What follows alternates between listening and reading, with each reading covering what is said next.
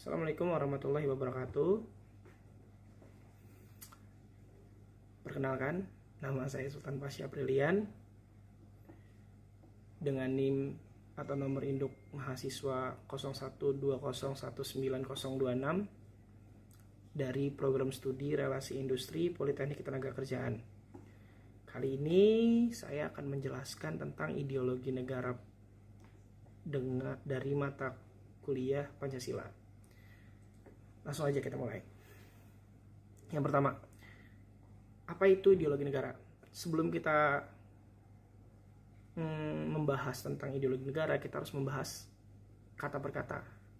Dalam ideologi negara itu ada dua kata, yaitu ideologi dan negara. Kita akan membahas ideologi dulu yang pertama. Apa itu ideologi?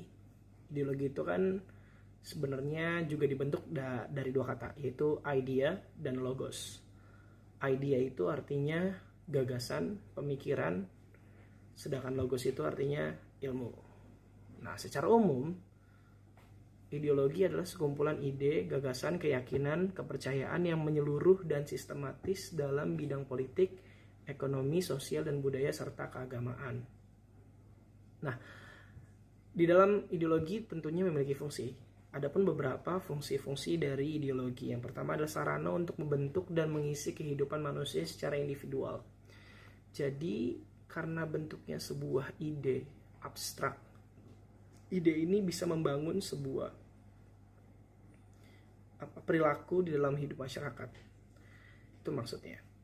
Yang kedua adalah sebagai jembatan pergeseran kendali kekuasaan generasi tua atau yang biasa disebut dengan founding father dengan generasi muda. Dan yang terakhir adalah sebagai kekuatan yang mampu memberi semangat dan motivasi individu, masyarakat, dan bangsa untuk menjalin kehidupan dalam mencapai tujuan. Jadi goal dari ideologi ini sebenarnya adalah mencapai tujuan. Apa tujuannya? Ya tergantung dari purpose ideologi ini dibuat gitu. Kita lanjut. Kalau tadi kita udah ngebahas ideologi, sekarang kita ngebahas tentang negara. Negara ini kan sebelumnya udah pernah dibahas di semester sebelumnya. Jadi saya akan bahas sedikit. Menurut Soekarno, negara adalah sebuah organisasi masyarakat yang mempunyai daerah tertentu di mana kekuasaan negara berlaku sepenuhnya sebagai kedaulatan. Seperti yang kita tahu, unsur-unsur negara kan ada wilayah, pemerintahan daulat, dan rakyat. Nah, di sini Soekarno sudah menjelaskan semuanya. Yaitu negara adalah sebuah organisasi masyarakat yang mempunyai daerah tertentu di mana kekuasaan negara tersebut berlaku sepenuhnya sebagai kedaulatan. Itu menurut Soekarno. Saya lanjut. Jadi, apa itu ideologi negara? Ideologi negara itu adalah sesuatu gagasan atau pemikiran dasar yang digunakan untuk landasan dalam berperilaku, mengatur ketatanegaraan, dan menjadi tatanan untuk membentuk sebuah hukum yang bertujuan untuk mencapai tujuan suatu negara. Jadi ini saya ambil menurut saya. Gitu.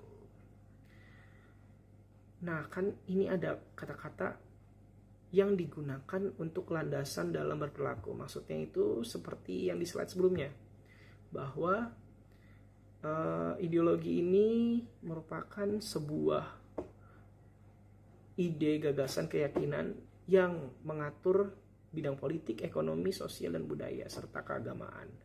Nah, di situ dibentuklah perilaku. Gitu.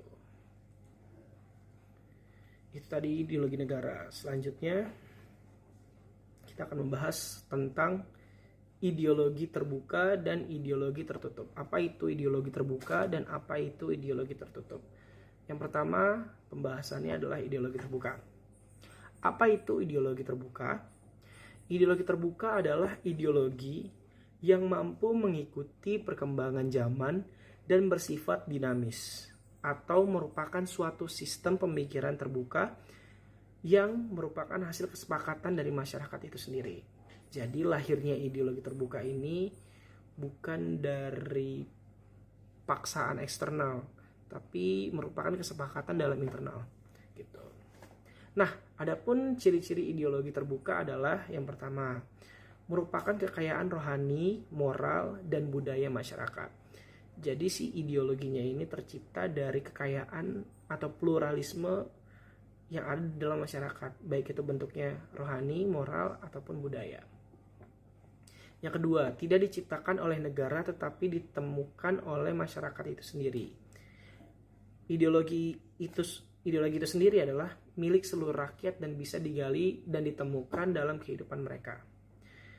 Jadi ideologi terbuka ini bukan paksaan dari eksternal tadi, bukan paksaan dari luar kelompok, tetapi karena dibentuk dalam kelompok itu sendiri sehingga isinya itu mencakup seluruh kehidupan dan bisa ditemukan dalam kehidupan masyarakat itu sendiri. Yang ketiga, isinya tidak langsung operasional sehingga setiap generasi baru dapat dan perlu menggali kembali mencari implikasinya dalam situasi kekinian mereka. Karena tadi sifatnya dinamis, jadi ideologi ini harusnya bisa mengikuti perkembangan zaman. Sehingga perlu adanya penggalian ulang atau mencari implikasi hal-hal apa yang bisa diambil dari ideologi tersebut di dalam kehidupan di zaman sekarang gitu. Yang keempat, tidak pernah memperkosa kebebasan dan tanggung jawab masyarakat, melainkan menginspirasi masyarakat untuk berusaha hidup bertanggung jawab sesuai dengan ideologi itu. Jadi susunannya itu karena tercipta oleh masyarakat sehingga bisa ditemukan dalam kehidupan masyarakat sendiri. Nah, karena bisa ditemukan oleh masyarakat itu sendiri, seharusnya ideologi tersebut itu bisa menginspirasi masyarakat untuk menjalani kehidupan apa yang sudah diatur dalam ideologi itu. Jadi bukannya ideologi itu bukannya ideologi itu memengaruhi masyarakat, bukan, tapi ideologi itu menjadi inspirasi masyarakat dalam bertindak atau berperilaku. Lalu yang terakhir adalah menghargai pluralitas sehingga dapat terima warga masyarakat yang berasal dari berbagai latar belakang yang berbeda. Karena bentuknya adalah kesepakatan, jadi ideologi terbuka ini bisa atau dapat menjadi patokan untuk seorang individu dapat menghargai pluralitas gitu, karena tadi bentuknya kan kesepakatan. Sekarang ideologi tertutup. Apa itu ideologi tertutup? Ideologi tertutup adalah ajaran atau pandangan yang menentukan tujuan norma politik dan sosial yang ditetapkan sebagai kebenaran yang tidak boleh dipersoalkan lagi, sehingga harus diterima sebagai sesuatu yang sudah jadi dan harus dipatuhi. Jadi ada pemaksaan di sana dan sifatnya itu rigid. Sifat dari ideologi ini adalah dogmatis dan a priori. Apa itu dogmatis? Dogmatis maksudnya mempercayai sesuatu keadaan tanpa data yang valid. Jadi dipaksakan untuk mempercayai hal yang belum tentu benar keadaannya. Atau a priori adalah sifat berprasangka terlebih dahulu akan suatu keadaan. Jadi dogmatis dan a priori ini kayak ada abang gitu ya. Tidak bisa dipisahkan satu dengan yang lainnya. Lalu ciri-ciri ideologi tertutup adalah bukan merupakan cita-cita yang sudah hidup dalam masyarakat, melainkan cita-cita sebuah kelompok yang digunakan sebagai dasar untuk mengubah masyarakat. Contohnya seperti Partai Komunis Indonesia. Mereka kan punya ideologi sendiri, yaitu komunisme. Nah, komunisme itu sendiri bukan berasal dari kesepakatan masyarakat di daerah tersebut, melainkan itu adalah hasil caplokan dari ideologi luar, ekstern, yang ada di dalam sebuah organisasi tersebut. Nah, ideologinya ini memaksakan masyarakatnya itu untuk ikut dan berperilaku sesuai apa yang diperintahkan oleh ideologi gitu, sehingga dapat mengubah masyarakat. Lalu selanjutnya, apabila kelompok tersebut berhasil menguasai negara, maka ideologinya akan dipaksakan kepada masyarakat, bersifat totaliter atau mencakup mengurusi semua bidang kehidupan. Beda ya, kalau tadi terbuka itu tidak langsung operasional, kalau ini langsung operasional. Jadi isinya itu langsung mengurusi hal-hal yang harus dilakukan dan yang tidak harus dilakukan. Dan yang terakhir adalah kebenaran suatu ideologi tertutup tidak boleh dipermasalahkan berdasarkan prinsip moral yang lain. Seperti tadi, karena udah sifatnya dogmatis, jadi udah nggak bisa dipermasalahkan lagi. Kalau misalkan ideologi itu bilang A, ya udah A. Tidak bisa digali lagi implikasinya itu dalam kehidupan, sehingga nggak dinamis dia sifatnya, ya begitu-begitu aja. Gitu. Pertanyaan selanjutnya adalah, Pancasila itu ideologi terbuka atau ideologi tertutup? Menurut saya seharusnya kita mengcompare si Pancasilanya ini dengan ciri-ciri ideologi terbuka ataupun ideologi tertutup. Yang pertama, kita buka ideologi terbuka dulu ya. Tadi kan dikatakan bahwa ideologi terbuka itu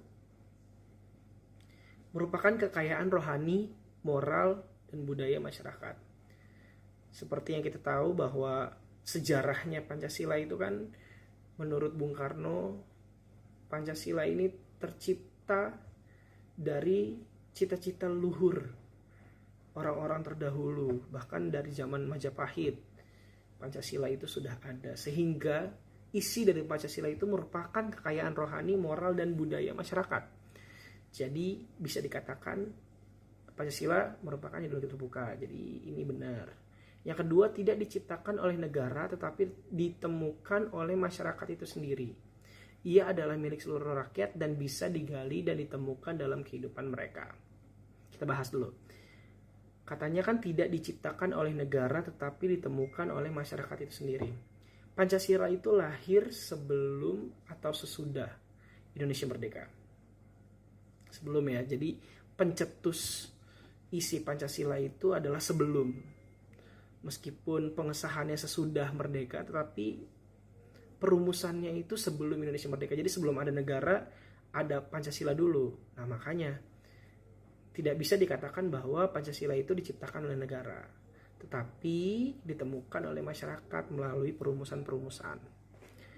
Lalu ia adalah milik seluruh rakyat. Ya betul, Pancasila itu adalah milik seluruh rakyat dan bisa digali dan ditemukan dalam kehidupan mereka. Betul.